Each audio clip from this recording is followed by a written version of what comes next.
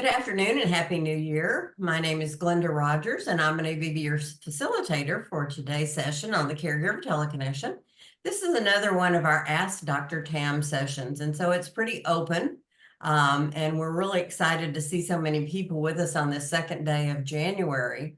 There were concerns that it was too early for us to have a session, but Tam and I overrode that and said, no, it's not. People are coming out of the holidays, and we need to have a session today. So I'm glad that you joined us today. Let me tell you just a little bit about Tam. Tam Cummings founded her company in 2009 with a mission to inspire, educate, and empower dementia caregivers. Now her professional gerontological practice in the Texas Hill Country is recognized as one of the leading educators of dementia caregivers and program design for dementia care nationally. Tam, we're so glad you're with us, and let's do our little head nod to Vitas Healthcare. Vitas Healthcare is our sponsor for today's session and all of the sessions that Tam and I do. They are located in 13 states across the country, including Texas, California, and Florida. And Tam always has some nice things to say about Vitas Healthcare and also about hospice care. So if you do that, I'm going to put the Vitas number in the chat box. Okay. One of the biggest things that I see in my practice and I see around the country and buildings report to me and families report to me is the fear of reaching out to ask for hospice care. And hospice care is an order that you need from your doctor. It means that your loved one has entered into the final part of life, which is about the final 9 months is the part considered to be actively dying. It doesn't mean your loved one's going somewhere tomorrow. We want to see you use Vitas Hospice. If they're not in your area, any hospice, talk to your doctor about it, but get them in place. They are the specialists who help you get through this final part of life. And because we're no longer a rural society, Glenda, you and I know that most people only see death once or twice in their lifetime, and it's a parent or a spouse. And if you don't understand what's happening, if you don't have other professional caregivers nearby to help you, it's very, very stressful to understand that what you're witnessing is the human body going through the normal things the body does as it prepares to shut down life. Vitas is going to send a caregiver whose sole purpose is to clean and bathe your loved one. You have access to a hospice RN 24 hours a day. You have a hospice doctor, which is a doctor trained in end-of-life care. They're going to help you make decisions about medications, and they are the experts in maintaining and managing pain to the end of life. Research into end-of-life care shows that, Glenda, most people are not afraid of dying, but they are afraid of dying in pain. And that's where our hospice people do such a great job as they monitor and administer and make sure your loved one's final time in this life is not a life riddled with pain. So they're good folks. They're there to help you. And they really are people who do hospice. Every time we see them, we say, God bless them. God bless them for what they do, because it is a hard job. Okay. Thank you, Vitas, and thank you, WellMed Charitable Foundation. Glenda, I'm ready. All right. We're going to start off with a question that we received via email, and then we're going to get to your questions that we have in the chat box. Okay. Terry O'Meara, and she's been with us before, she wants to know about the latest iteration of the Precivity's AS2 blood test that came out earlier in 2023 that detects tau and 2 types of amyloid beta. Is it as effective as cerebral spinal fluid analysis and some of the other scans? Well, it's a different tool. That's a great question, but it is when the doctor orders a spinal tap as part of the full battery of dementia testing, they are looking for definitive answers in the diagnostic procedure, because if the person has one of the Alzheimer's forms of dementia, then they're going to have a very elevated tau protein count in their cerebral spinal fluid. The test that's being asked about is a test that measures for the APOE4 protein turning into amyloid plaque. And it's another tool to be used. Again, the challenge for the family is the presence of amyloid may or may not indicate that there is a dementia, but it may scare you to death because every time you walk in a room and don't remember what you went in there for, you think, oh, I've got it, and you may not have it. But it is one of the tools, and it's designed to be used very, very early, that this blood draw would happen in stage 2 of the disease process to alert the physicians so that medication could be started. So that's really about all of the research I've got on it. Don't know that it's been out there long enough. I didn't see anything on NIH.gov yet, but we'll keep you informed as we find out more about it. But it's one of the other tests to help a family determine this is what's going on in their loved one. And remember, as you're doing this, people with dementia don't know that their brain is damaged. So you've always got that challenge, especially in our country. Because we're very suspicious of any doctor who wants to talk about that. And because the brain can't tell that it's damaged, I also may be very suspicious of you wanting me to have this test. So it's hopeful, Glenda, that in about 10 years, tests like this will be a normal process that begins to happen in a person's 40s and 50s. That's when this test is designed to start, is in a person's 50s. And that's because we know that dementias of any kind probably have begun years before we actually see the damage in the person's behavior or in their thought process. So it's just one of the other tests that have come out, and it's measuring something different than the spinal tap is measuring. Well, it's kind of like, it draws me back to the conversation we had earlier this morning when they have that routine test that's part of your medical exam or whatever. And until we have a cure for some of these, and you get that test result that says, well, you may develop some type of dementia, that's kind of a scary prospect to walk around with, not having a cure or anything that can be done. Sure, because I know if I have, as of the 22nd of December, I have 21 great nieces and nephews, and their names are weird. We've got a Hunter, a Justice, a Cash, a Wit, that just a Finley, a Conley, a Waden, a Weston. We've got all these names that are not the names of children I grew up with. So as I go through life, if I think, oh, I'm carrying this dementia, then every time I can't remember Conley's name, I think, oh my God, that's the dementia. And yet instead, that's actually normal brain function. And when I don't remember why I went into that room, I think, oh my God, now I've got it, it started. And that's actually normal brain function. When I can't remember that good looking actor's name, that's not dementia, that's normal brain function. But if I've been told that I have this possibility or that I have these genetic markers, even people who have these genetic markers don't develop dementia. But because of that knowledge, they now spend the rest of their life worried about developing dementia. So tools are getting there, tests are getting there, things are getting much, much better, much, much closer. But still, there's holes in the research, and I don't want to be terrified for the next 20 years, Glenda. I don't think people will be running out to get that test. Sure. Well, if I had serious concerns about a loved one and didn't think I could get the doctor to listen to what I was saying, I would want to, maybe talk them into, can we get this blood draw and get this test done? It's available in 49 of the states and Puerto Rico. It's not available in New York without special authorization. So the tests are just, they're one of the starting places, and the doctors and researchers are doing a great job of it.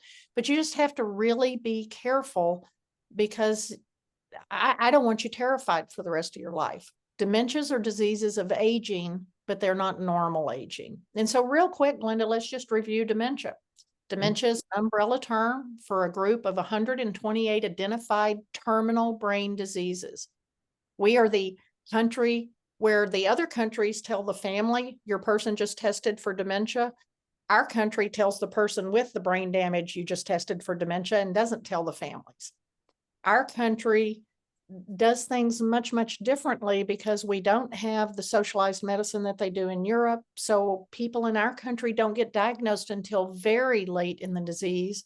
Whereas in the European countries, we see people diagnosed much earlier. And so the medications that have been developed have more of a positive effect on them. but it's not your fault, Glenda.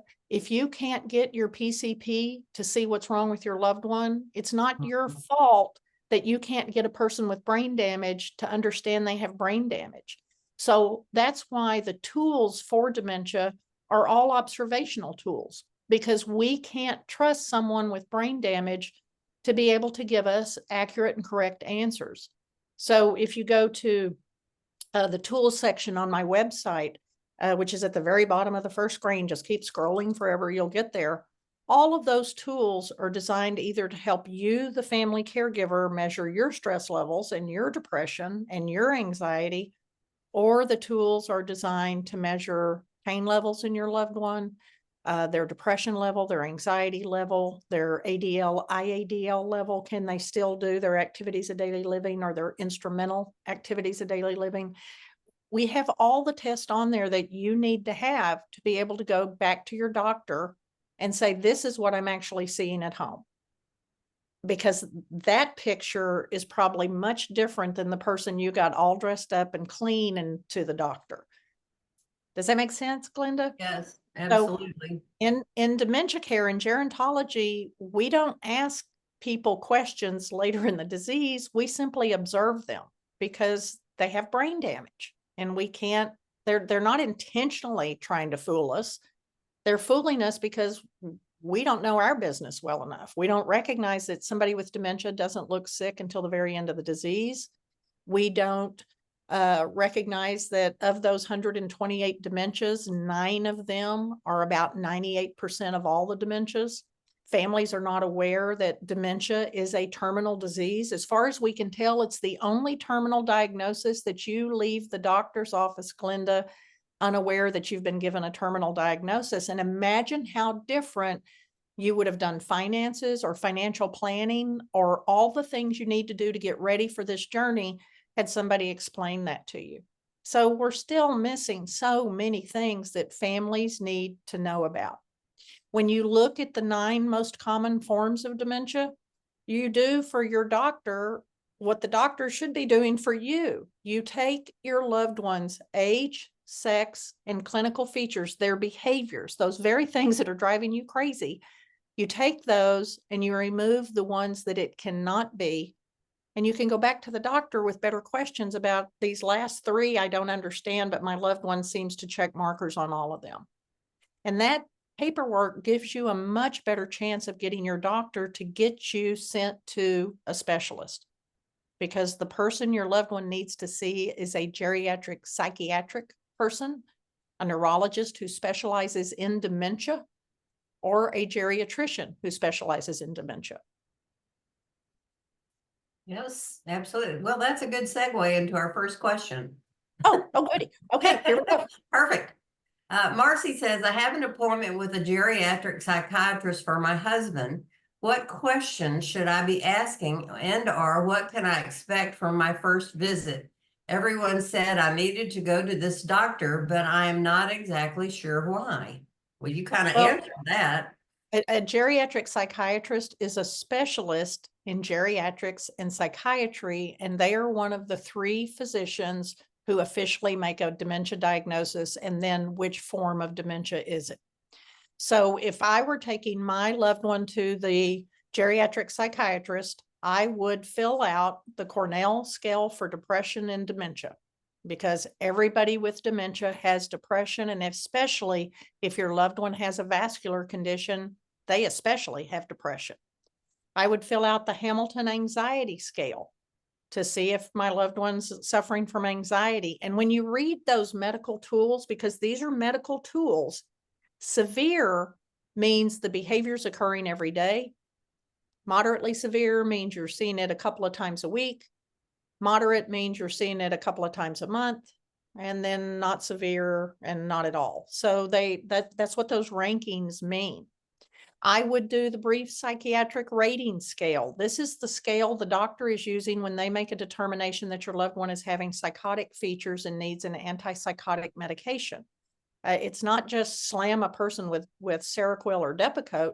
It's starting them off in small dosages, but they have to meet that brief psychiatric rating scale criteria. You want to fill out Bristol's scale. This is from the Bristol Medical School of Bristol, England, and it's the ADL-IADL scale used in dementia. And don't be surprised if your physician's not familiar with it. The American tools, Dr. Katz's Activities of Daily Living tool, Glenda, that was developed in 1952 for normal aging. By the time a person with dementia begins to step down on that tool, they're already in stage 5. The Lawton Brody Instrumental Activities of Daily Living, these are things like using a phone, using a computer, being able to shop, being able to cook food, being able to use transportation or drive a car, being able to plan financially. Those are the things you and I learned as teenagers and young adults, but the Lawton Brody scale was written in the 1970s for normal aging. Those scales don't work very well for dementia people because by the time their brain becomes damaged enough to begin to score on those, it's much too late. So take your doctor the Bristol scale instead, because it was built for dementia people only a few years ago. So you want to take your DBAT tool, your dementia behavioral assessment tool, and start in stage 3, check off everything that you see. When you finish checking, go back and look again, because I grade harder than you grade, because for me, this is clinical. For you, this is emotional. Do not do the FTD scale. That's only if your person has frontal temporal dementia. Otherwise, use the dementia behavioral assessment tool, the DBAT tool. So go through the tools section, fill out the tools, and that way, no matter how clean, no matter how dressed up, no matter how social your loved one is the day they meet the physician, you've already given the physician the paperwork that says this is what's actually happening at home. And that gives your physician a much better picture of what's going on. It's one of the things that's missed about home visits by doctors, is that they feel like they don't see what's actually happening to this person at home. And Glenda, when you think about taking your loved one to the doctor, every dementia caregiver I know does the same thing. By hook or by crook, you get them clean that day. You get them shaven, you get their lipstick on, you get their hair combed, you get their jewelry on, you get them dressed nice, the buttons match. They're not wrongly buttoned. The clothes match. Then you made sure they had a breakfast, and then you put them in a car and drove somewhere. And in doing that, you begin to create some brain chemistry flow that isn't happening on a normal day. And then the doctor walked in the office wearing the doctor uniform of a white coat with a stethoscope. And the doctor started the social interaction of, "Hi, how are you?" And your loved one immediately said, "Oh, I'm fine. How are you?" And you wanted to just kick the daylights out of them. And it's because you caused this and didn't realize it.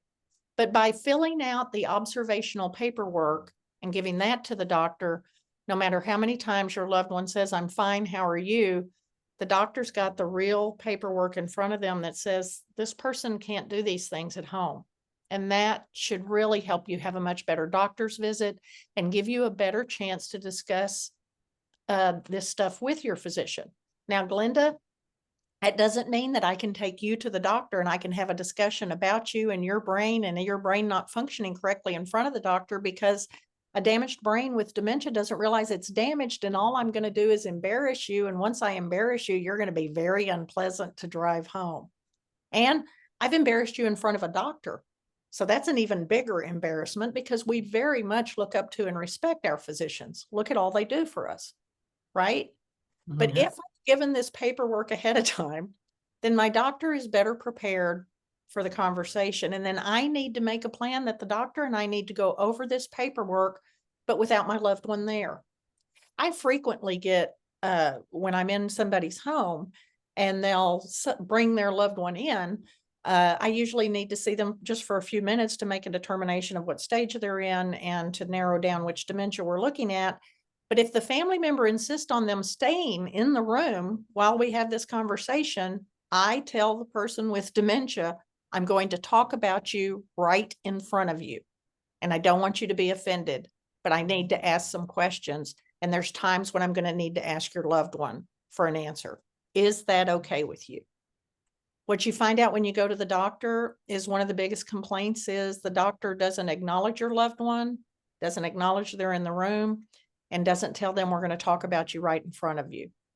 The other thing, Glenda, is I would never sit side by side with you at the doctor's office. I'm going to be slightly back behind you. I'm going to push my chair a little bit further back. And I'm going to say to my loved one, sit closer to the doctor so they can see you better.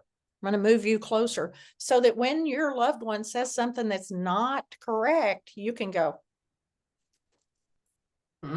yeah. or they're doing that. Otherwise, you drive home with an unhappy person, and that can be a really long drive home.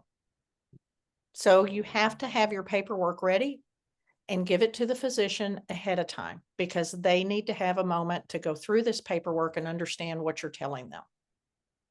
Because when you say in front of your loved one, you're having memory issues, they're going to get really mad at you, very angry with you. This is a human response to anybody questioning how your brain functions. And it's because of a process called anosognosia, where the damaged brain doesn't realize that it's damaged. Did that help? I think it's wonderful. And I posted Tam's website out there for you on the chat box, so you can find that there. And these are all tools available on open domain. You can Google these tools. It's just that we've tried to put them together in a group for you so you don't have to look all over. And because I'm a gerontologist, I know these tools, and you're not familiar with them because they're not part of your field or your business. But this is how we measure people with dementia, because their brains are damaged. Okay, great. Thank you for that question, Marcy. Great Okay. question, Marcy. Yeah, it was a good one. Shelley, I'd like to know how to respond to my mom when she says, nobody told me that. That is happening more and more as her memory is getting worse. She was diagnosed with Alzheimer's 3 years ago, and she is 78 years old. My next question is, why do we keep telling her she has dementia? Well, what's the purpose of that? It's just you're causing this behavior to happen, and you have to stop. People keep trying to be logical, and you keep thinking, if I just explain it one more time, they'll get it. And the reality is, no, they don't get it. They have brain damage. So what we want to do is keep her calm. And so let's stop telling her she has dementia. Let's stop telling her she has Alzheimer's or whatever form of dementia she has, because she doesn't have the comprehension to be able to understand what you're telling her is, oh, by the way, you have a terminal brain disease. That's not going to help. Dr. So Tam? I'm Don't not bring it sure up. that's what she was asking. Shelley, Oh, go ahead. No. Clarify. Go ahead, Shelley. Hi there. I'm sorry if I guess I didn't really know how to word that, but what I meant by that is, on a daily basis, we might go somewhere. I'll just give you the example. We went to my daughter's for Christmas. And the one thing that mom wanted to bring to contribute was she brought a pie. Right. And you know, that was great. And she was in a really good mood. And we got there and she started watching my daughter putting things together for the meal. And my mom said, you're cooking a meal today? And we said, well, yeah, we're having ham and we're having, you know, potatoes. And she says, well, nobody told me that. So it's the things that happen on a daily basis where she's saying that nobody told her, you know, where are you going? What are we doing? But of course, we Marcy, did tell her. God bless you, Marcy. You have to, Shelley, I'm sorry, Shelley, you have to bite the bullet and go, Mom, I forgot to tell you it's Christmas. Mom, I forgot to tell you. So take the hit, or blame your husband. That's a popular one. He was supposed to tell you. But just take the hit of, oh my gosh, did we forget to tell you? And well, here we are. And you didn't have to do anything. Yay, we're so glad you're here. And then try to redirect. So yeah, I see what you're saying. And that's really hard. People think it's so easy to be a dementia caregiver, and they don't understand, Shelley. It takes our 3-pound brains working all day long to try to think around and out a damaged brain. So take the hit, take the blow. Oh, Mom, I'm so sorry. I forgot to tell you that, because she's expressing anxiety to you. So I would definitely do the Hamilton anxiety scale on her and just keep that in the back of your mind until you think, if she's beginning to have this behavior enough that you need to talk to the doctor about an anti-anxiety. But that's anxiety that you're dealing with on her, and brain damage. So it may be medicine, or it may be, you have to throw yourself under the bus 1,000 times, for which I'm so sorry. Sure. And it's really a daily basis. It is. Mhm. And so it's hard. It's very, very difficult to, look at her and I obviously would like to say we talked about it this morning, but I can't do that. And I don't do that. Mhm. But to And say, you're doing great. I forgot to tell you, she gets upset too, that, well, why didn't anybody tell me that? And maybe today was a surprise party. Hmm. Hmm. You have to remember the days are not the same, the times are not the same to them, and you've sort of gotta build up your redirect vocabulary, because what works today may not work tomorrow, but throw yourself under the bus. If you see her, Shelley, and she's getting too agitated, then you need to look at your brief psychiatric rating scale, because this could be listed as a mild, something that she needs a mild antipsychotic for to bring that agitation down. Or look at your Hamilton anxiety scale. Maybe this is anxiety. Or look at your Cornell scale for depression, because this could also be depression. And then take those scores to the doctor, take those pages to the doctor, and then when the doctor sees your mom, they should be able to give you the appropriate medication to help you with that, especially since it's now become a daily, multiple times a day, so it would be considered severe, and your physician will determine whether they're seeing a more psychotic feature, more of a depressed feature, more of an anxiety feature, or a combination.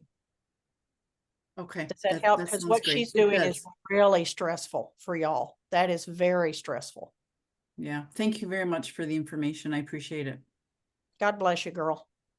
It's Thank hard you. to think on your feet all the time, Shelley, when you're so overwhelmed. So I really Yes, it understand what is. you're Yes, It saying. it is. is. Oh, Hard. yes, it is. Definitely is.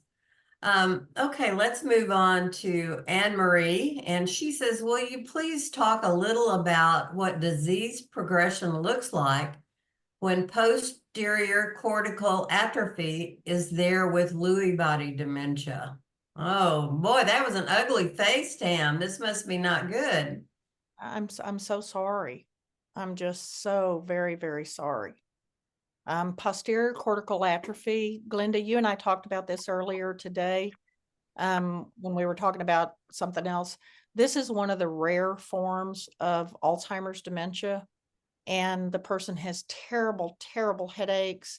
Their skin feels like it's prickling. It's a very, very aggressive dementia. Usually from time of diagnosis to death is only a few years. This person is usually going to be somebody who's in their early 60s. That's where most of our information and diagnosis of this particular dementia comes from.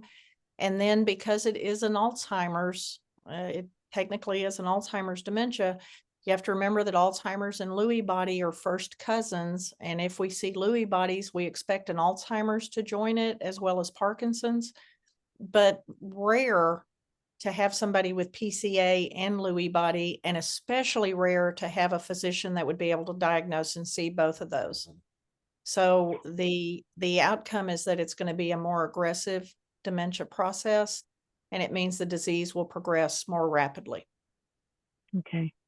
So We saw Dr. Parker at UT Health down at the Biggs Institute, and of a lot of the things that I've learned from you, I went back and read his original diagnoses and the things that the geriatric psychiatrist wrote up and the things that the neurologist specializing in dementia wrote up. did you, And were you able to translate them and understand them? well, you've given us a lot of education over the past couple of years. So yeah, I was able to understand a lot of it, and things that I wasn't able to understand in 2019, and realized that the PCA was the primary thing she noted and caused by, or likely caused by, Lewy bodies. So I didn't know what that It's did. actually an Alzheimer's dementia. It's a very rare form of Alzheimer's. Okay. But here's the deal. If you have a summary page, remember it's written in medicalese, and the Right. doctor thinks that they very clearly have explained to you what's going on, but it's written in medicalese. And if you'll take a picture of the summary and send it to me, I will translate it for you and tell you what it's actually saying. It's literally a matter of getting a medical dictionary and looking through and then Okay. putting it together. Because the physicians do. They think they've written us a very clear summary. Mhm. And unless you've had a class in medicalese, it's hard to understand what they're trying to tell you. So Linda's got my phone number. She'll put it in the thing. Just Thank send you. me a text message with a picture of the summary pages, and then expect me to call you a few minutes Okay. later. We'll So discuss. I shouldn't be surprised to see a more precipitous decline. You should not be just surprised to see a Okay. daily decline. It Okay. would feel to you like she's slipping away just rapidly, and that it's Okay. getting more and more rapid. Okay. And Thank again, you. I'm so sorry. That is a rare dementia, and it is horrible. Yeah. Well, fortunately, he doesn't have headaches and the issues with skin prickling. He has other issues, but and a lot of vision corruption. But thank you. I appreciate it. Thank I'm you, so Emery. Be sure and send that to her. And the vision is part of it, the loss of vision. Unlike in the other dementias, there's a narrowing of vision, and then periscope vision, and then binocular vision. And then in Right. stage 6, some people lose this left eye vision called occipital blindness. There are a few of the frontal temporal dementias that cause vision loss. But posterior cortical atrophy is another one. And it's just terrible. Yeah, his is not loss of vision. It's an inability to process what he's seeing. Like he'll look at the table and his phone is on the table and it's in clear sight. It's not covered up partially or anything. And he just can't see it there. That's more of a Lewy body feature. Lewy body and Parkinson's people, Okay. you can put it right in front of them. They can't see it. And Okay. it's nothing they're doing on purpose. And it looks to us like, my God, it's a phone there on the table. There's nothing on the table but the phone. It's And frustrating. their brain can't see it. Their Okay. brain can't translate what their eye is seeing. So just Okay. tell family members not to be upset. He's not pretending. He's not trying to say, I don't see the remote, so you'll go get it. Yeah. He really can't see. Yeah, I think we're in a pretty good shape on that. Everybody understands that. I'm very grateful for the information. I'll take that picture and send it. Thank you. Oh, Okay. absolutely. Happy to help you. Happy to help Thank you. you. Okay, next we have a question from Anna. She says, I'm 6 months into my residence as mom's caregiver, and it's been a struggle. She's pretty new, 6 months. I need all the suggestions I can get for working with mom without creating more anxiety and agitation. Well, my first thought was run as far as you can. Because No, can't do that. Can't do I that. I know. And those of you who have been on this journey for so long, you're thinking the same thing. It is educate yourself. You've got Yeah, I am doing that. Yeah. It's not been unexpected. It's just 6 months since I moved here. Mom was diagnosed a little over a year ago. I've noticed the decline for the past 5 years since my father passed away, and I've been her primary person. But until 6 months ago, I lived 5 hours away, and doing a 5-hour drive to take her to the doctor because she doesn't drive further than 14 miles to the nearest town to get groceries, that was becoming a bit much. And frankly, I went through a lot of my savings supporting her so that she can stay in her home. And now I'm here, and it's 2 previously independent widowed ladies trying to get along with one another. I make my imprint on her home as small as possible. But there are struggles all along. Now, we took a trip to Colorado for my niece's wedding in October. 14-hour drive, one direction, one day, there for a day and a half. Then we turned around and came back, drove through a blizzard, stopped outside of Denver before getting to my home where I diagnosed for COVID. So we were at my home for a little longer until I was feeling better. Anyway, that whole thing just set her into a bit of a spiral. Sure. And over the next couple of weeks, we were at the ER 3 times in the middle of the night. We've got meds on board now that are working well. She takes Seroquel twice a day and hydroxyzine at night. It's keeping her pretty stable, but those, I never know. I mean, I feel like I'm walking on eggshells all the time. And I never know what's going to set her off. And I don't want to set her off. I'm just trying to be very matter of fact about this diagnosis because there's nothing we can do about it except keep Are you talking to her about the diagnosis? I don't, when she asked, I don't know why this is happening. I went, well, Mom, you know, it's because of this. Give me another answer. The last thing I said, let's call it George Henry. George Henry did it. You know, I just don't know. Let's blame George Henry, because every time you tell a person with dementia, this is because you have brain damage, all you do is make them mad at you. Yeah. And you're the one living with her. So if she gets upset, Glenda will tell you, every drawer in my house has Hershey Kisses in it. When I leave, I have Hershey Kisses in my pockets because they have a craving for sweets. Hershey's is the chocolate of our country. Yeah. Whoever got mad at anybody for giving you chocolate? Well, so, and I've been doing my best because her sweet tooth has exacerbated. I mean, I have been, I was not surprised by a lot of it because I stumbled on you earlier, and I thank you, Jesus, for having stumbled upon you and these recordings, because it's helped me, you know, hold on to what little sanity I feel like I have left some days.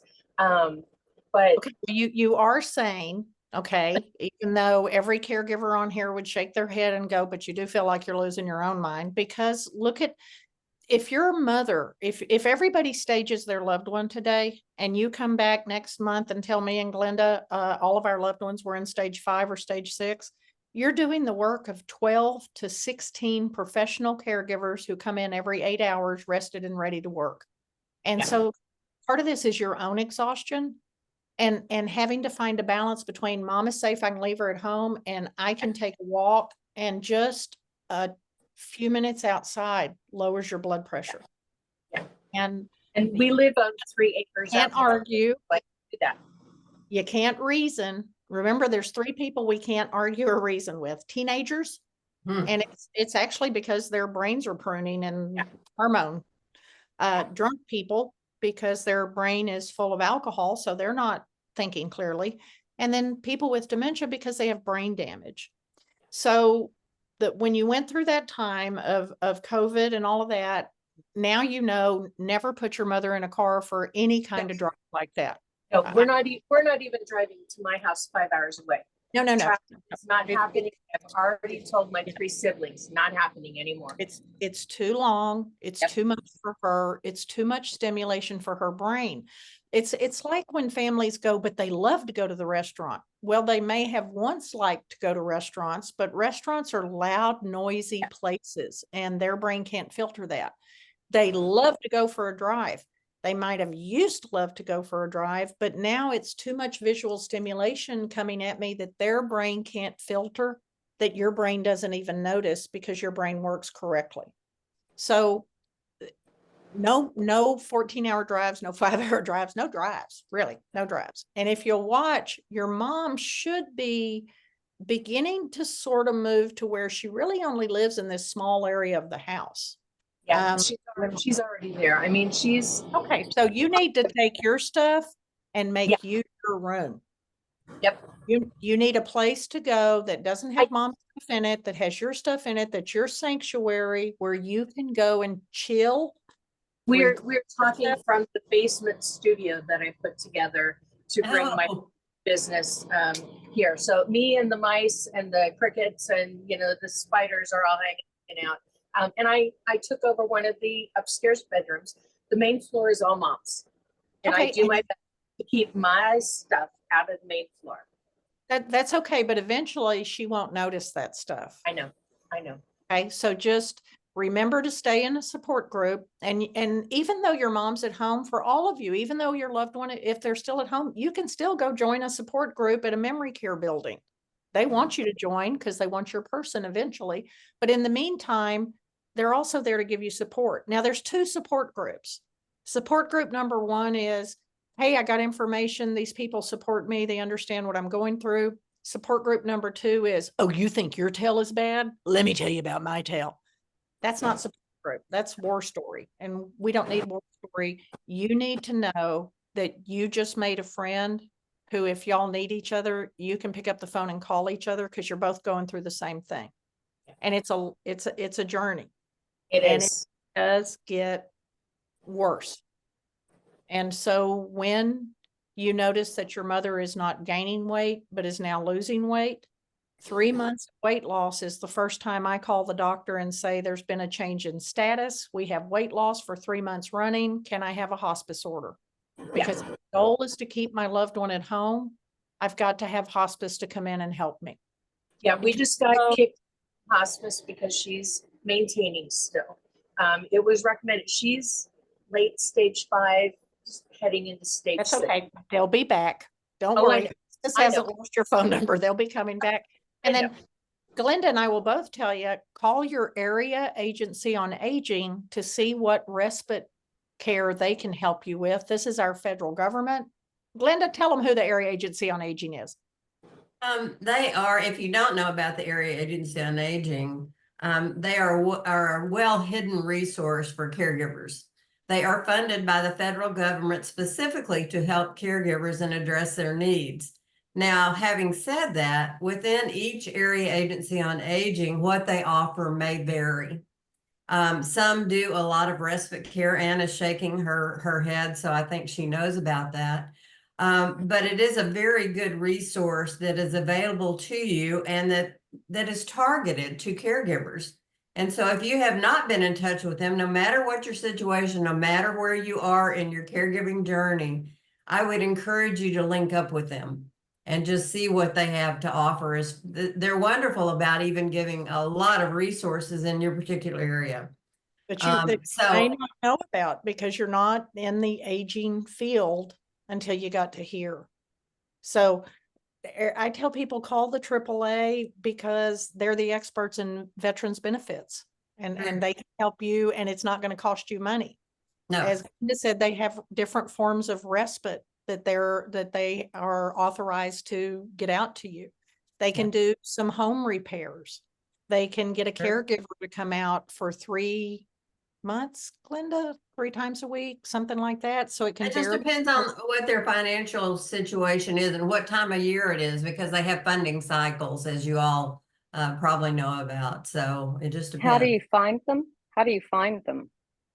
You can go usually to 211. If 211 is information in your area, you can dial 211 and ask for your local area agency on aging. I'll put in the chat box also another way to get through to them and find out, and it's another good resource for you. I'll put that in the chat box, but 211 usually you can get there. And they cover the entire US. They're part of the Older Americans Act of 1964. It's just, you and I all know the IRS logo. Yeah. Mm-hmm. The area agencies on aging, I swear to God, some of their logos were made by their 12-year-old director, the director's 12-year-old kid for art class. Not the agency that I ran, by the way. No, not Glenda's agency. It was, but I have seen other agencies where, so it's like, to me, it's the hidden part of our government. But this is our tax dollars. Let's use them. They've got resources there for you. I run into families that are paying money for some person to help them with veterans benefits. The area agency on aging has a person there that's all they do. They have benefits counselors that can talk to you about Medicare, Medicaid, veterans benefits, and all kinds of information. So take advantage of it. Absolutely. Or you can search on area agency on aging. On aging. Yes, Lisa, They're I'll put that in the chat box so that you can see what that is. They're part Okay, of our thank you. councils of government, or the COGs, and everywhere you live is a COG. I live in the middle of nowhere and I'm still within a COG. I have an area agency on aging 20 miles from me in the back of a building behind what used to be an old 7-Eleven. And if you don't know where to look, you'll never find it. Never find it. No, never They're find there it. and there are experts and they're just good folks. Yeah. Great. Thank you for that, Tam. Anna, did we kind of cover what you needed for now? Yeah, you did. Thank you so much. I appreciate it. Thank Anna, you. you're a good daughter. Yes, you are. Thank That's you. what You say everyone something about wants. some siblings. You're a good daughter. Yeah, And tell we yourself are- that every day. You need that on your mirror in your bathroom. I am a good daughter. Perfect. And Okay, if this is your first time here, your homework tonight, it didn't do you any good to turn yourself off. Glenda can still find you. Your homework today is to write a letter to yourself about what a good caregiver you've been. You gave up your life, you gave up savings, you gave up where you lived, where your friends are. You moved 5 hours away to take care of your mama. You're a good person. But You are. write a letter to yourself. And I realize I'm asking y'all to write a letter that's very hard to write. Write the letter to yourself and then put it up, because there will be a day where you will be glad that you did this. And then get a journal. One of the best things that I can give you is every day write down 3 things you're grateful for. And I don't care if it's I love my cat, I love my cat, I love my cat. In 14 days, your autoimmune system will begin to boost itself naturally from gratitude. Keep a journal because they do funny stuff. Glenda and I could spend hours telling you funny things we know people with dementia did, that they were just hilarious. Just because they had dementia didn't mean they weren't funny. I've heard some of Exactly. my best jokes ever came from a stage 6 guy. He had a great line of jokes. Yeah. But write it down, because later on you'll want those funny moments. Don't write down the terrible stuff. Don't write down the we went to the wedding and then I got COVID and oh man, that was terrible. Write down the funny stuff. And try cooking, try baking. Who doesn't like the smell of cookies? And I've been in- baking like crazy. for you. And in stage 5 of the disease, know that we expect your loved one to gain 10 to 20 pounds of weight because they're craving sweets. And so they're eating lots of calories. Give it to them. Because in stage 6, it doesn't matter what you do, you're not going to be able to get them to eat like that. And they're going to lose, on estimate, 1/3 to 1/2 of their body weight in stage 6. So if they want chocolate, give them chocolate. If they want a cookie, give them a cookie. This is a terminal brain disease. I'm not concerned about peas and carrots. I'm concerned about how many calories a day were we able to get into your loved one. Because in stage 6, we won't be able to. And Glenda, I forgot to tell you this, but I had some colleagues of mine measure some stage 6 people's movements in a community. And this was just a adult daycare center. They measured 2 different stage 6 people. Both of them went over 8 miles a day walking in their grief. building. And they're only in that building from 9 until 5. So once you start doing that, they're losing weight, and you'll be glad you gave your mama that cookie. Or Yeah. Hershey's chocolate. Really, the Hershey's people should pay me. Hershey's They chocolate. should. They Yes, they should. All right, let me zip back up here. We've got a lot of conversation going on. Find my place. Okay, Sheila. A question. She says a close friend, age 71, is undergoing an evaluation for memory and cognition issues. Beyond the 3-hour evaluation with a geriatric psychiatrist, what are the recommended tests, including scans? She's been having problems finding words or names for at least 3 years. She's also fallen twice in the past year for no apparent reason and is having trouble doing her finances. Well, you just named several things that are indicators of dementia. The falls are related to brain damage. And then what was the start of the question, Glenda? Because then I got sidetracked. She was a 71-year-old friend. Let me Oh, get back up. what test do you need? You need Yes, right. the Texas Best Practices model, which I believe Minerva has. And in that model, it's going to give you a PDF version. First of all, you're not crazy. The older gentleman on the front is out of focus on purpose. I was not in charge of designing this. I don't know why this was done this way. But what this does is it's about, I want to say 24 pages or so, but it tells a family, and it was actually designed because Texas is such a rural state. We don't have many specialty areas in our rural populations. This was designed that any physician with this set of paperwork would know the test to give for dementia because the Jerry psych testing is only part of it. So the Texas best practices model has down for you every test the doctor would give in order to make a determination of which dementia your loved one has.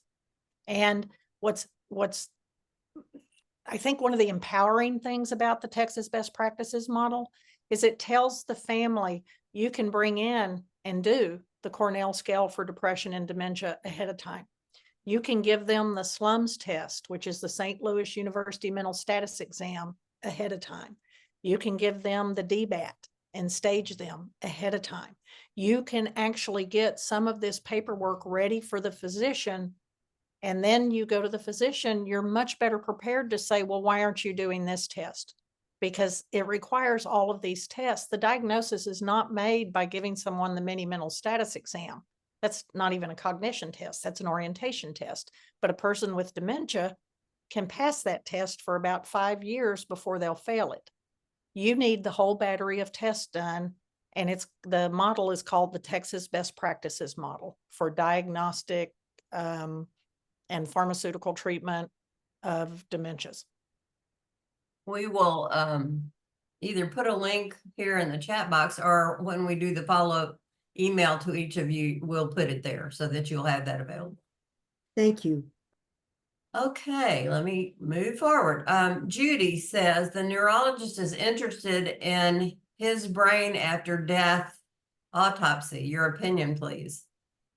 This is a very personal thing, I think, for each family, Glenda. I have seen families at the beginning of the journey say, oh yes, we're going to donate the brain. We're going to do all this stuff. And by the time their person gets to the end of the disease and they see just the detrimental effects of the brain damage, I have families who change their mind and say, I don't want this. This disease is so insulting to the body of my loved one. I don't want to do anything else to their body. Now in Texas, where I live, if my loved one died and I needed to have a brain autopsy done, it means that my loved one goes to Dallas and is in Dallas on a slab for 2 days and then comes back to the funeral home. And so I have had patients of mine who passed, and because they were NFL football players, as part of the collective bargaining agreement, their bodies had to be shipped to Dallas for the autopsy. And what impressed me so was their wives crying about, after all this horrible disease had done, it was hurting her more to know that he was laying on a slab in Dallas by himself, even though he had passed. It very much concerned her. So I think for each family, it's a very personal decision. I know families that want autopsies because they think they're going to get back this report and it's going to say all of this stuff on it. And all it's going to say is, this is how much this brain weighed. And maybe they saw a cluster of something here, but it's not the information I think that families think they're going to get. And you also, it's just so personal. You have to, I think, make that decision, everybody on their own. But what I have seen are families who started out, and by the end of the disease, they didn't want anything else done to their loved one. So I think it just varies from family to family, Glenda. Yeah, Judy, but thanks for bringing that up, because I don't think people really think about that, that has been an issue. It's a hard question, Glenda, and I think the other thing is, families think that information is going to go into some giant pool of information, and it doesn't. It doesn't. It just comes back to you as a few pieces of paper that don't seem to say very much about your loved one. And so I just think that's a really hard question, and each family knows their loved one best. I mean, I've run into people that have said, I don't care what it is, give it to me. And I've run into other people that says, no, it's a terminal disease. Just keep me comfortable and feed me Hershey's, let me go. Yeah. Thank you, Judy, again. I want to give the disclaimer. We're 2 minutes till 2 o'clock Central Time, and we're going to continue, because I think that's right, isn't that, Tam? We're going to continue. I forgot to ask her. You don't have anything scheduled? No, I Okay. was checking to see if it was really 2 minutes to 2 o'clock. So we're going to continue You're- because we You're on want to get to Sudafed all or of something. You may not even see the clock correctly. So we're going to continue so that we can get these questions answered that are so important to you, and that's why we're here. And that's it. So, Meredith, she says, my mother was diagnosed with RSV. Oh, and her ASL told her that she had to isolate for 7 days. She would not stay in her room, wandered around the common areas with no mask, and would not return to her room. She tried to push a staff worker with her walker. The staff called me to come help get her back in her room. She was agitated, and we had to be pretty harsh to get her returned to her room because the next step was calling EMS. What is the best way to handle something like this where there are no options? They must comply, question mark. Well, they also were supposed to comply during COVID because the government said all these dementia people must stay in their rooms, but you can't tell a person with brain damage, you have something contagious, you have to stay in your room. So that's really the fault of the community that she was in or that she's in, to call you to tell you to come do their job. You find a way to isolate this person in the best way possible. And if not, you just have to do the best you can with what's going on around. We had horrible times because people with dementia don't understand why we had masks on. People with dementia cannot eat by themselves in their rooms. They won't eat their food. They're not being modeled for them how to eat. So your mom did nothing wrong. You did nothing wrong. The community needs a lot more training, because it's something that happens when we do have somebody who's infectious, but we have to find a better way to isolate them. And it can't be by trying to punish them and shame them back into their rooms. You're arguing with somebody with brain damage. That doesn't even make sense. Yet I bet if you went to the community and asked them, do these people with dementia have brain damage? They would say, no, they have dementia, and be completely unaware that dementia means the brain is dying. Does that make sense, Glenda? Mm-hmm. So that's not on you, and that's certainly not on your mama. We couldn't keep them in during COVID. You can't keep a person with brain damage, tell them to sit here and behave. That they're not able to do that. They have brain damage. So I'm sorry that happened with your mama, and I'm sorry that you got ordered to come make her get in her room. And had to be harsh with her to do it. Yeah. Thank you. Meredith says, thank you. I didn't blame her for being upset, but my hands were tied. Yeah, I get that for sure, Meredith. That's why I carry Hershey Kisses for these emergencies. Hershey Kisses, yes. Yep. Lisa, you have your hand up?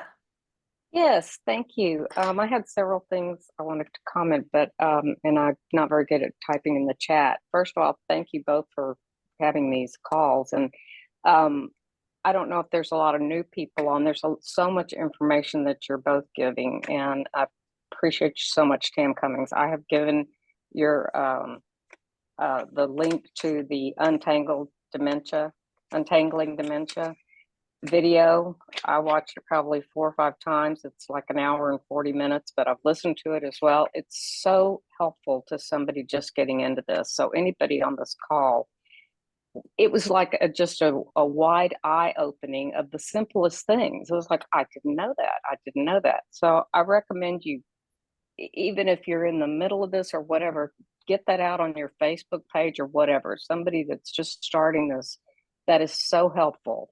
And is that the one in the church? Yeah, I think it is. I think so. I think so. Yeah. On YouTube, Lisa? Yes. Yeah, And it's I just think so. Untangling Dementia.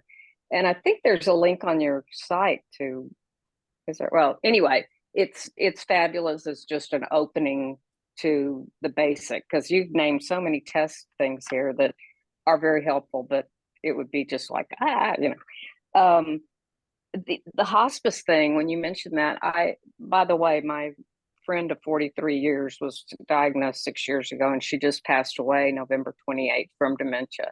And it's a blessing, but pros and cons, but at the same time, her husband's going through a nightmare. the hospice thing, he didn't really realize anything about that. So I'm glad you brought that up. The other thing that I think I knew, but hospice called him after she passed and said they would work with him to help him get information for grieving, for the grieving process, which really is just wonderful because that's a given that that's going to happen one way or another. Something I wanted to ask though, when I registered first and Kathy was still with us, was I know that it's everybody's individual personal thing of when they come to the realization they really need to find a facility that they cannot do this. And you know, we're all watching her husband just deteriorating and going crazy trying to do the right thing and thinking about, I need to put her in, but I can't put her in. I can suck it up. And da, da, da, da, da. Is there any, I know there's no answer for this, but is there over your journey, is there anything you can point out or anything you can say to someone that's a caregiver that will kind of jar them at all to really look at the situation and realize, or does it really have to be, I mean, you can give them the tests and have them answer all these questions, but do you know of any good way to kind of jog something? You have to stage the person first of all, because the caregiver is looking for criteria that says it's time to move. And the reason that it's time to move this person into care is because they now require medical care. Where you run into an issue with a family is the family thinks, well, if they were sick, they would look sick, and they don't look sick yet. But the caregiver who's doing 24 hours of care, like our friend down there is, who put her picture back up, so can't get her. You're doing 24-hour care, and that takes a toll on you. And so what I do is turn it into, first, we're going to stage your person. They've now staged in stage 5. Stage 5 means half a pound of their brain is missing. It means that they now have the equivalency in the beginning of stage 5 between a 12-year-old and an 8-year-old, the last part of stage 5, an 8-year-old and a 4-year-old. Would you really let that person drive? Would you really leave that person alone? And then I had a man say to me, but I'm not ready for her to move yet. This isn't about you. This is about her medical needs. So I think the conversation that we need to have with families is, it's a medical disease. It's destroying the brain, and the brain runs the body, and they eventually require 24-hour medical care. And that's what memory care is, memory support. That's what memory support is in a nursing community. It is a social medical model because we know they respond very well to social activities, but they also have acute medical needs. We know from research that they get better care in a nursing home or in memory care than they do at home because they're not exhausted. The workers aren't. Right. And the workers are all licensed. And the workers know how to recognize delirium and UTIs much faster than a family does, how to recognize a stroke. And when the paramedics show up, they're standing there with copies of their paperwork ready to go, whereas the family caregiver doesn't know this stuff. So for me, it's really a matter of framing it into, by stage 5, they should be in medical care. That would be our greatest joy for everyone. The reality is not everybody can do that. This is very, very, someone called me this morning, and the care where they are is $12,000 a month for memory care. That's the other thing.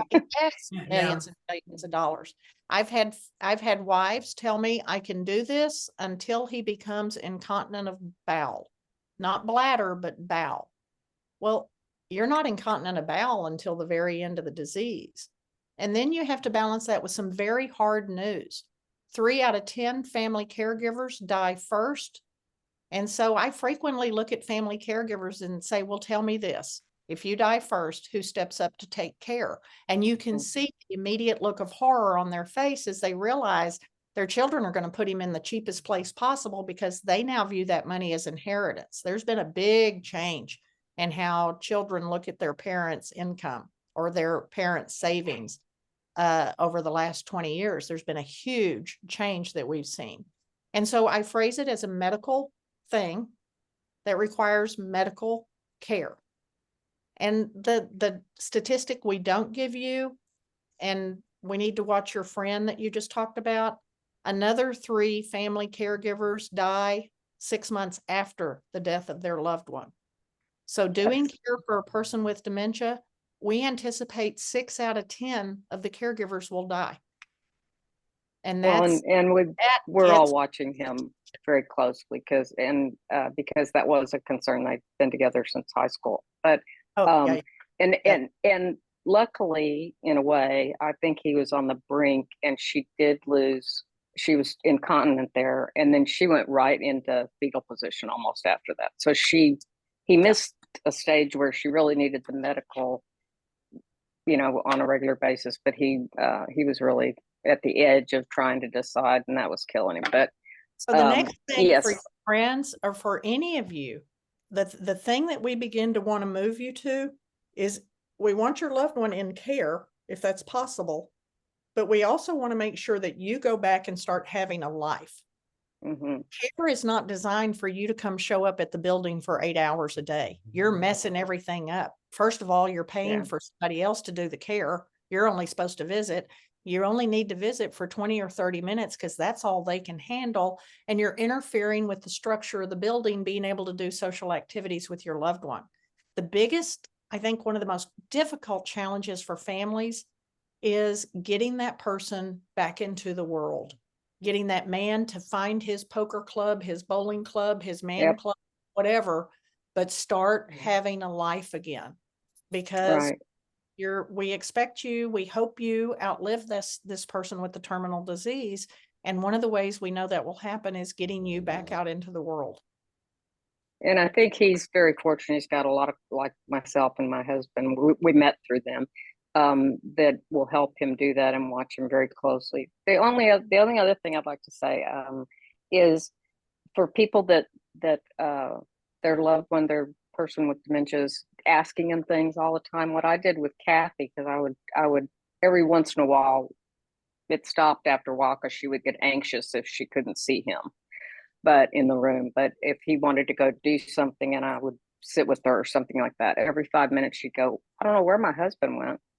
This was when she was still speaking. And finally, I just wrote it down. Like, Joe went so-and-so. He knows you're with me. He's going to be back at this time. And she would pick it up off the counter and look at it. And she'd ask me and I'd say, it's right there. And so that's something that just a little tidbit somebody might find helpful. Yeah, that usually doesn't work. So I'm glad it worked with her. It usually makes them more and more anxious because, well, this says he'll be here. Isn't it that time yet? And so, I'm glad it worked. I know. But it's so odd because you can find little redirections that work with this person great, but with 10 other people that would have the opposite effect. Or it works today, but it won't work tomorrow. Right. Yeah. Or it works today, but it won't work tomorrow, which that's the other thing you commented on earlier, is that it's so hard to get your head around. They're not in reality. And you cannot try to attach reality to any dealings with them. And that's so hard for you have to be in there. Right. And my it's mother very hard thinks that she's 30 years old, then there's no way in the world I'm her daughter because I'm too old. And so she thinks father's her grandfather, I'm her mother, my mother must be her husband. And she's not doing any of that to hurt us. She's simply trying to make sense with the pieces of her brain that are left and what still functions. Because you don't simply have one file on, say, the word banana. You have dozens or hundreds of files on the word bananas. It means everything from a fruit to somebody who's crazy. Bananas are also used to teach boys how to use prophylactics. So now you have a sexual banana. About all the things you have the word banana in, how many files do you think hold the word mama? How many of you have mamas? How many of you had a mama? How many of you had grandmamas? How many of you have sisters who are mamas, daughters who are mamas, know people who are mamas? If you're Catholic, you got a whole other set of the word mama. There's also a mother curse word over here on the right side of the brain. So mother can be a sex term. She's a sexy mama. She's a hot mama. It can be a nasty sex term. She's a hoochie mama. up to no good. So you just have to look at how complex the brain is. And like you said earlier, so different for each one. A redirection that works this morning doesn't work this afternoon, but it may work again tomorrow. We tell staff in professional buildings to make a redirection book so that we have redirections down for each resident, things that have worked for them in That's the a good past. idea. Maybe it'll work again today. Yeah. That's a Your good friend- idea. Your friend that you're concerned about, any of y'all that know that, you need to see your doctor. You need to make sure it's usually about 3 to 6 months after the loss of the spouse that we see a decline in the person who was the caregiver. It's weird, Glenda. It's like your body finally says, okay, I can let down my shell of protectiveness and now get sick. And so we've just got to make sure we take good care of our friends who've gone through this journey, because it is. I appreciate that information, because I was hoping, like in 3 months he'll be, but that's very good to know. Just, and you've already, I'm sorry, go ahead. No, go ahead. Oh, well, I was just going to say that you were just mentioning about the files, and you say that in the Untangling Dementia. And another thing that was just a really big eye opener in that video to me was the thing about, don't keep saying, you remember so-and-so, or you know so-and-so. And I just saw somebody do that the other day, and I immediately thought of your video, that it was just, and that's again, they're not. Did you smack them in the head? Tell them not to do Yeah. that? But if you don't know that, that's what I It mean. makes Watching that sense to video you. was just like, oh wow, how simple. I didn't realize that. I didn't look at it from that angle. Anyway, Well, thank you very much, both. Thank Humans you, are Lisa. Thank you for sharing with us. We're Lisa, all, I can tell you something. I'm 7 years into my widow journey, and the first year goes by in kind of a haze. It's the second year that will be really full of triggers. So keep an eye on your friend now, of course, absolutely, and all throughout this first year. But be aware the second year is going to be a rough one for him. but I'm so glad you brought that up, because that was the thing that I was stalling, because I was like, what did I just think of? And then it ran away from me. When the wife is left and the husband dies, the wife frequently finds that she has no more friends. She has no more couple friends, because she's now a threat. She's a single woman. Mm. You've got to be sure to support your lady friends who have walked their husbands to the grave. When it's a man who's lost his wife, when you reach a certain age category, there are 9 women for every single man. And when I'm speaking to male caregivers, tell them to expect women to show up at their door looking for a new partner, even though he is still grieving the wife that he has known since high school. That those things happen. So people do treat you differently. People that you thought were friends may not be friends anymore. They may cut you out of what used to be your circle, which is another reason our support groups are so important, because those may end up being your friends when this is over. Well, that was depressing, Glenda. It certainly was. Anna, I can relate to you. I think 13 years as a widow now. Boy, has it been a journey, a different kind of journey. I know, right? I'm sorry. I said, I know, right? Yeah, right. Things to find out. Yeah, and you just learn by living it, really. While Anna's there, I also wanted to tell you, to circle back to the autopsy Anna had posted. For me, when my husband died unexpectedly, having the cardiologist advocate for an autopsy as a coroner's case was an extraordinary blessing. She discovered that he died from a rare disease that she would not have known, and shared with her children. Yeah, so there are reasons. There are definitely reasons. Oh, absolutely. Absolutely. I think for every family, it's an individual thing of how you'd want to feel. I've been shocked at times by what to me seems to be a medical routine, but then to see how the family felt about it after they had witnessed what the disease did, they just felt like it was one final insult that they wished hadn't happened. Oh. And at the same time, they could tell you, I know his soul is not there, but it still bothers me. Yeah. Question. Well, I have a quick. Now, I know. I think I know, because I've also thought of, if I end up with dementia, donating it to science. But if there are not any studies for Alzheimer's or dementia, why go through that? I think, like, at least for my generation, I remember growing up and donate your brain to science and people will learn things. And I guess there aren't any science about that anymore. Well, there was a lady who donated her brain in Canada, and she's actually quite famous, and the report is almost ready. But they made between 7,000 and 8,000 slices of her brain to be able to study intricately how the brain structures were set up in her age group. And it's so complex that the report isn't even ready yet, and she died 4 or 5 years ago. So there is stuff that's done, but that's very unique what happened to that lady. And it's just, throughout my career, I've had people tell me their person's going to have an autopsy, and then afterwards they're going to have all this information, and they get a 1-page, 2-page letter that says the brain weighed this much and this was there. And it's not, I think they're looking for answers that aren't going to be in there. And so I think it's just, for every family, it's just a very personal decision for each person to make. Thank you for sharing that, Anna. It just points that out more. Guinevere, she has is somebody breaking in your door? Raining. A deer? Oh, Oh, it's just raining. Oh, just gonna All right, Guinevere, don't laugh. Guinevere says, my husband is hunting and gathering and returning items I haven't seen in years. I go to the stove and it's preheated for 350 degrees. And when I use the oven, it's on 525 degrees broil.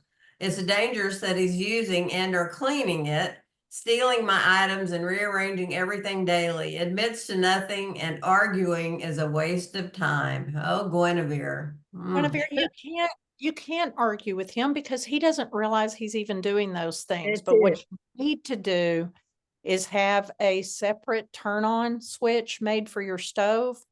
We use them in communities, in dementia communities, where we have real working stoves back in the communities for the residents when we do cooking. And so an electrician simply comes in and puts your plug-in for your stove into something that only you can unlock and turn on, because people with dementia do burn houses down. Yeah. As far as the hunting and gathering, we used to put out a basket of goodies for them to find, and then they'd hunt and gather out of that basket. And then on Thursdays, we'd go fill the basket back up again, go through the house, find everything they'd moved, and put it all back. And then the game would start all over again. So fussing at him does no good, because he doesn't know why you're fussing at him. He just thinks you're being mean to him. Right.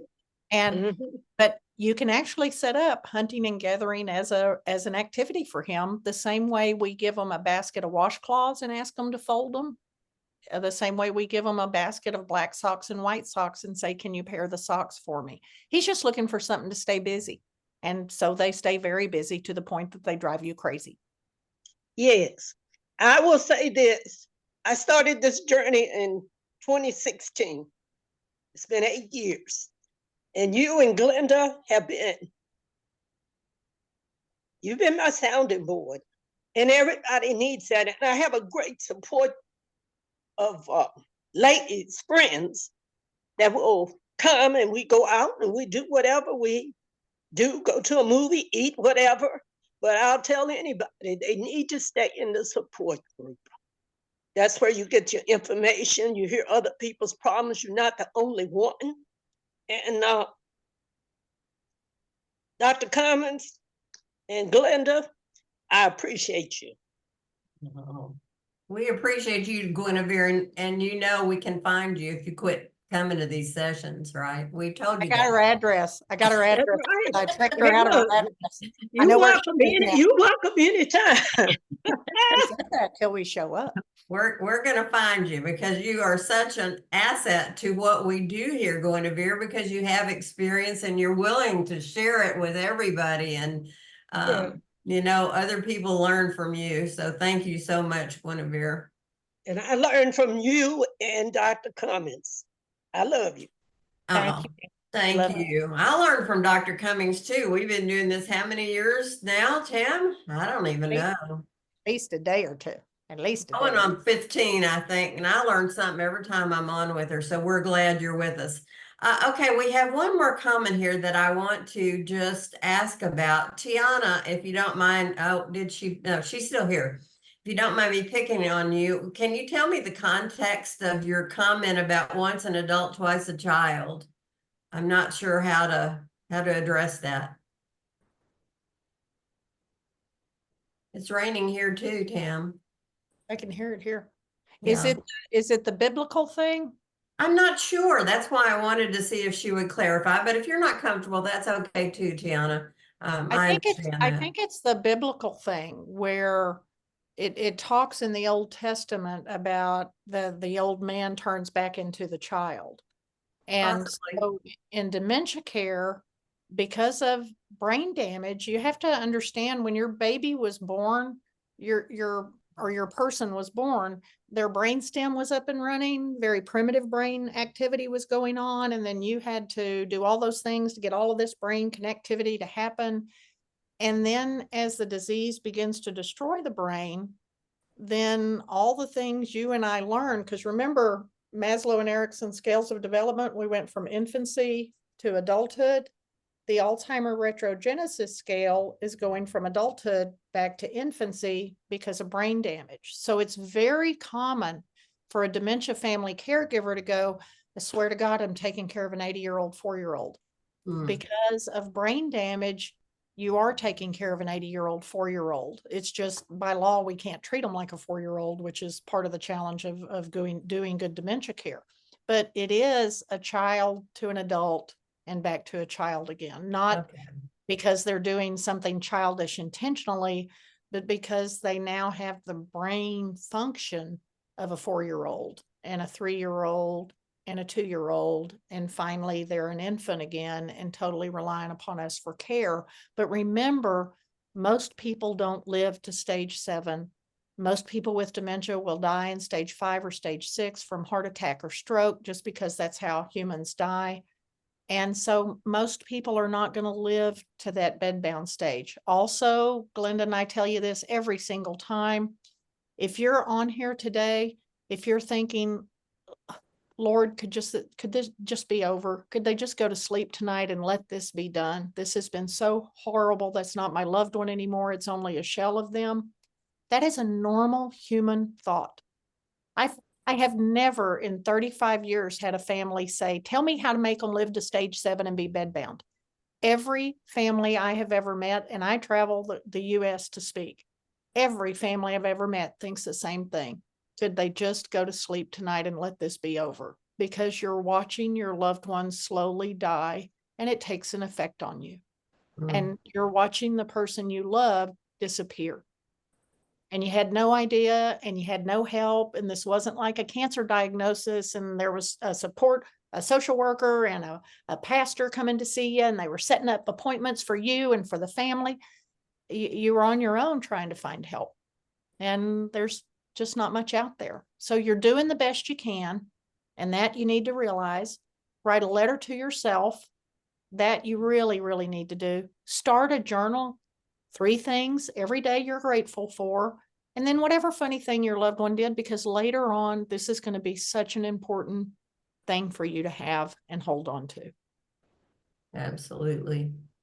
Rough And journey now you're we're all on. depressed. That's right. It's the new year and nothing's changed. Sorry about that. No, the year did. I had to write a check today, and it's 2024, y'all. Oh, well, that's the hard part for sure. Well, I have gone through all of the questions in the chat box there. And so we got to cover that. We're about half an hour over, which is not a problem. We expected that. Let me tell you what's coming up on the Caregiver Teleconnection, and then I'm going to tell you about another resource that's available to you. On Monday, January the 8th at noon Central Time, Holly Glover is going to be talking about ambiguous and anticipatory grief. And so this is, and you know this is caregivers, you start grieving when you get the diagnosis. And so she's going to talk about that and how to cope with that. So you're welcome to join that. We will be doing a follow-up email for everyone who registered for the session today. And in that follow-up email, I'm going to put that Texas Best Practices model. So you will have that link and you can look that up. So you know what to expect when you go to that geriatric psychologist or neurologist. The other thing I wanted to tell you about, and Tam doesn't really, promote this a lot, but I do, is her book. This is the Itty Bitty Dementia book. And I can't tell you because this is my personal copy. It's available on Amazon. And so much of what Tam talks about in these sessions is in her book, including all the tools are in the back. And I just find it a wonderful reference material for myself. And that is why I am recommending to you that it is available on Amazon and you can find it there. It's a wonderful resource to have. I have a friend that has dementia and I can't tell you the number of times I go over here and say, okay, well now what is that all about? And I find it there in the book instead of calling Tam all the time and asking her. So I just wanted to mention that to you. We are doing Glenda, I just resource. sent Minerva the Texas Best Practices model. So Minerva, you got it in your inbox. Oh, perfect. Okay, awesome. I All will right. send Great that out. resource. Use it. That itty bitty. Good. Itty bitty. Well, the book itself is not so itty bitty. It's itty bitty. It's shorter I than got my copy. I got my copy. It's 100 pages. It's itty bitty. It's 100 pages. The professional caregiver book is 350 pages. There's a family version too. So those are big. compared to, I use it. compared to your previous books, it is itty bitty, right? And that's why we have that. So look for that follow-up email. We're also going to ask you in that email what you thought about the session, suggestions that you may have. If there's a topic specifically that you would like Tam and I to cover on these sessions, be sure and put that in there because we're always happy to do that. I think the last thing I would like to say to you is that we have been doing these monthly, Tam and I have, and there's been some changes in the calendars, I'm understanding, at WellMed Charitable Foundation. And so we may be shifting to every other month. I'm not absolutely 100% positive about that, but be sure and watch the calendar.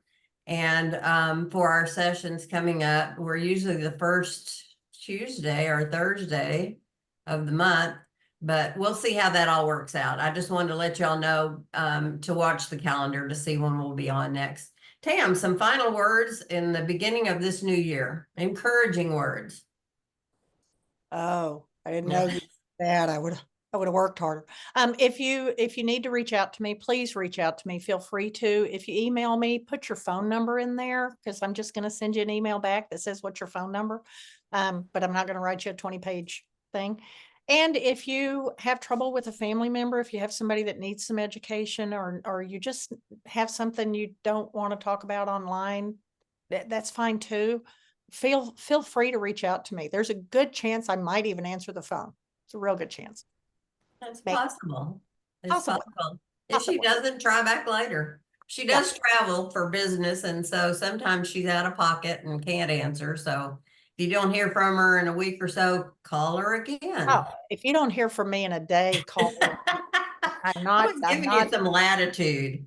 Well, one lady, it took me a month to get back. So if you don't call me again, it can take me a few weeks before I'm able to clear everything off. And I just start at the top and go through. And so I don't want to be there with the information too late for you. So if you don't hear from me, you're not annoying me, you're not bothering me. I'm simply traveling and I live in the middle of nowhere. So the phone may not work, but just send me another note. You're not bothering me. I will get back in touch with you. And the more notes you send me, the faster I'll call. Ask Guinevere. All right. Yeah, she will. She sure will. She will. Okay, everyone, thank you so much for joining us today for this session. It's always our pleasure to be with you, and I hope you found the information helpful and useful. We're going to continue on this journey together, so I look forward to seeing each of you in this new year as we go forward. Dr. Cummings, thank you so much. Thank you, Glenda. Thank you, WellMed. Thank you, Vitas. Thank you, all of you caregivers. God bless you. God bless all. Take care.